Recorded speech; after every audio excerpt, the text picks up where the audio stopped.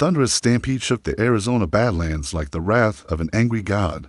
Dust billowing into a choking haze as hundreds of wild longhorns barreled toward the razor edge of a yawning canyon. William Harlan, his heart slamming against his ribs like a trapped coyote, dug his spurs into Shadow's flanks. The bay gelding surged forward in a desperate sprint, muscles rippling under sweat-slicked hide. "Higher, turn, you devils!" William bellowed, his voice raw over the pounding hooves. One wrong step, and he plunged into the abyss with that man, horse, and herd swallowed by the red earth. But Stilwell Harlan wasn't one to back down from death's grin. With a crack of his lasso and a sharp whistle, he cut the lead steer off, forcing the mass to veer just in time. As the dust settled, he wiped sweat from his brow, chest heaving, knowing one day his luck might run out in this unforgiving land. From the jagged crest of a sandstone bluff, William surveyed the empire he'd wrested from the wild at 34. 6,000 head of cattle dotted 50,000 acres of sun-scorched rangeland, each branded with the Harlan H. mark as unyielding as the man himself.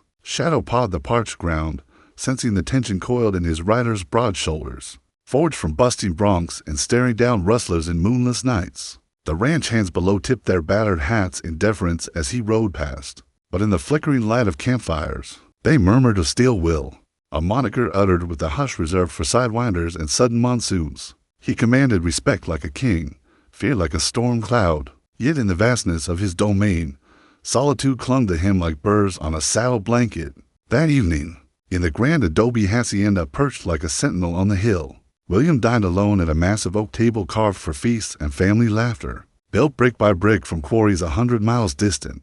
The house boasted wide patios where the wind whispered through arched windows, carrying echoes of emptiness. Maria, the steadfast Mexican cook who'd been with him since his first dusty claim, hovered silently, her dark eyes kind but knowing. As she cleared the plates, William's thoughts drifted to Jack Riley, his grizzled foreman and the closest thing to a brother in this god-forsaken frontier. "You've struck more gold than Croesus himself, Will," Jack had drawled earlier, puffing on his corncob pipe.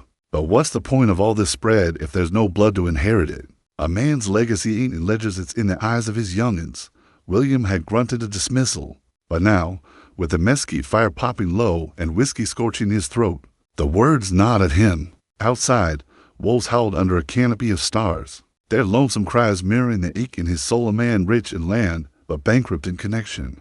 Dawn cracked the sky like a rifle shot, crisp and merciless. William saddled Shadow before the first light kissed the mesas, the cool air a balm against the stale silence of his home. They veered west today, drawn by some invisible thread away from the eastern pastures, toward the hidden oasis of Silver Gulch.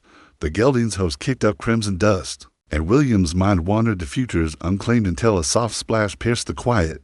He reined in, dismounting with the stealth of a hunter, and crept through the scrub. There, in the crystal pool fed by an underground spring, stood a vision that halted his breath. A young woman, her auburn hair tumbling like a desert cascade, bathed in the morning glow.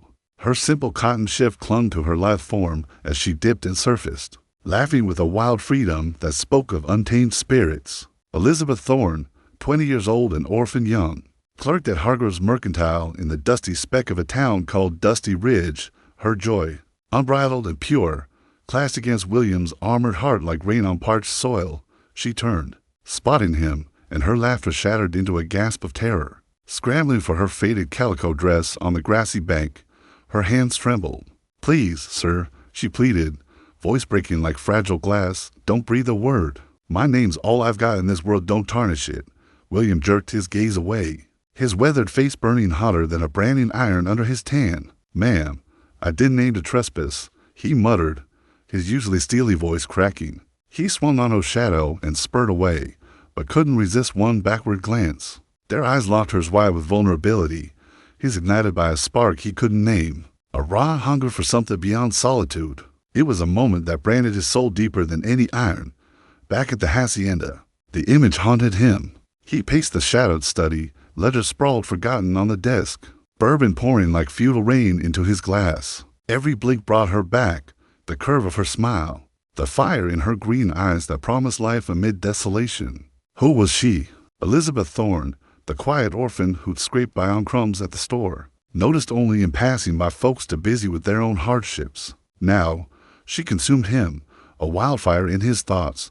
3 days of torment later, he hitched Shadow outside Hargrave's weathered storefront in Dusty Ridge. The bell jangled like a gauntlet thrown as he stepped inside, boots thudding on the plank floor. Elizabeth froze behind the counter, a bolt of blue cloth slipping from her fingers to the dust. Her cheeks flushed crimson as their eyes met, a silent storm brewing. Mrs. Hargrove, plump and eager as a prairie dog, bustled forward.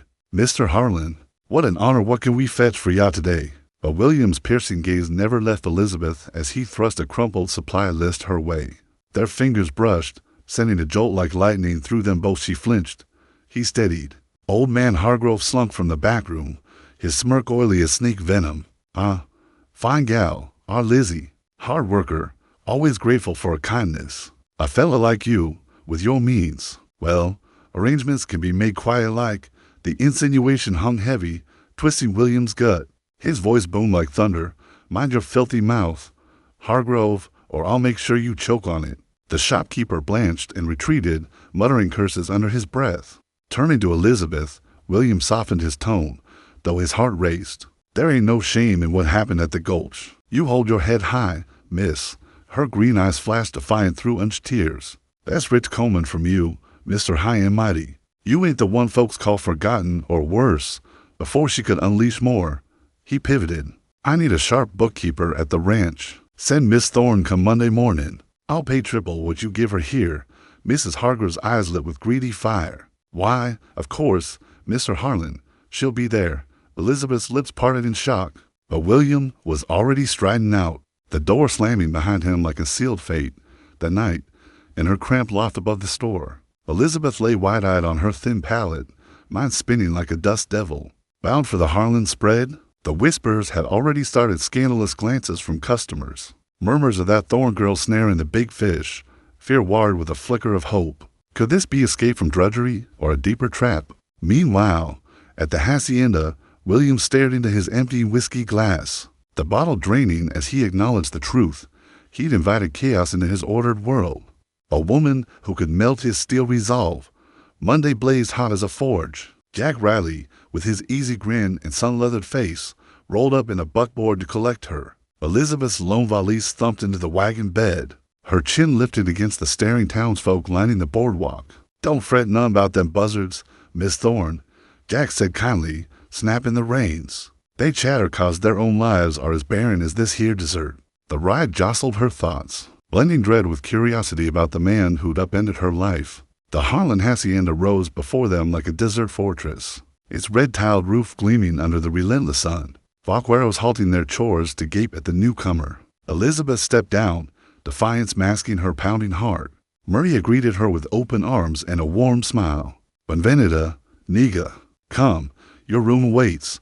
The chamber was a revelation spacious, with lace curtains fluttering in the breeze and a vista of endless mesas stretching to the horizon. For the first time, Elizabeth felt a whisper of belonging as the sun dipped. Maria rang the dinner bell. Elizabeth smoothed her worn dress, hands trembling, and entered the grand sala. William rose from his chair, a gesture of respect that stole her breath. No man had ever honored her so. They sat at opposite ends of the long table, the silence thick as molasses. Finally, he cleared his throat. "Miss Thorne, you're here on honest terms. Employee, nothing more. My protection's your shield against the world's venom." She met his steel gray eyes steadily. "Your protection don't quiet the wagging tongues." He nodded, a rare vulnerability flickering. "No, but truth outlasts their poison in time." In that exchange, something unspoken bridged the gap of raw understanding that left them both unsettled. Days melted into a rhythm. Elizabeth threw herself into the accounts, her nimble mind untangling knots of figures, infusing the hacienda with subtle life, fresh wildflowers on the tables, mended linens crisp and white.